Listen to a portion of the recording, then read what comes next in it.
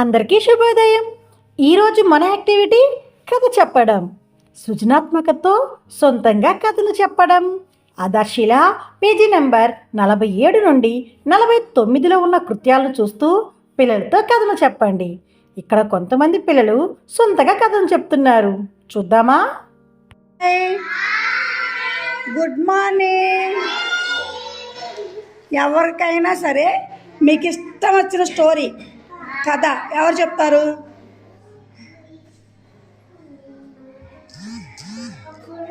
రాజున్నాడు. రాజుకి 7 కొడుకులు. 7 కొడుకులే ఏ చేపలు ఒక చేప అంటే నాకు జగ్గడ్డ వచ్చినాడు. జగ్గడ్డ వచ్చామంటే నన్ను ఆవు పోయినాడంటే నాకు అవ్వ అన్నం పెట్టలేదు. అమ్మ పెట్టలేదంటే రాజు అది పిల్లస్తున్నాడు. పిల్లలు అడిగేస్తున్నాడంటే నాకు చెవ కొట్టినాడు. చెవ కుట్టారంటే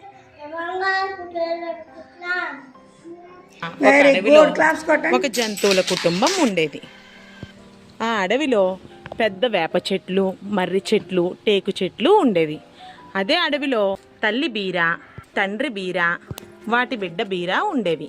బీరాకి తన స్నేహితులై సోని అనే ఉడత, దేవా అనే జింక, రోని అనే కుందేలు స్నేహితులుగా ఉండేవి. బీర తన స్నేహితులతో ఆడుకుంటూ తిరగటం అంటే చాలా ఇష్టం. ఒకరోజు ఉదయం బీర దాగుడుమూతలో ఆడుతుంది. దాగుడుమూతలు ఆడుతుండగా ధడ్ ధడ్ అని పెద్ద శబ్దం వచ్చింది. తుఫాను కూడా తుఫానుగా మారటంతో గాలి చాలా గట్టిగా వీస్తుంది. భారీ వర్షం చాలా ఎక్కువగా అయింది. ఈ భారీ వర్షం పట్టడంతో బీర తన స్నేహితులు పరుగున ఒక గుహలోకి చేరుకున్నారు. గుహలో ఉండటంతో బయట తుఫాను తీవ్రం ఎక్కువగా ఉండటంతో వాళ్ళందరూ కథలు చెప్పుకుని బీర తన స్నేహితులు నవ్వుకుంటున్నారు. బీర ప్రేమించే కుటుంబం, అద్భుతమైన స్నేహితులు ఉన్నందుకు చాలా అదృష్టంగా భావించింది. తుఫాన్లో ఒకరికొకరు తోడుగా ఉన్నందుకు, సురక్షితంగా తోడుకోవటంలో సహకరించినందుకు ప్రతి ఒక్కరికి ధన్యవాదాలు చెప్పింది. Thank you friend. పెద్దగా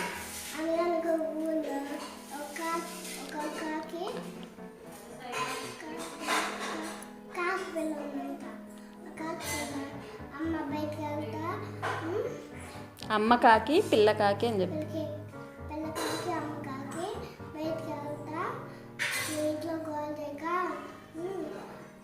ఎవరు చెప్పింది? ఎవరికి?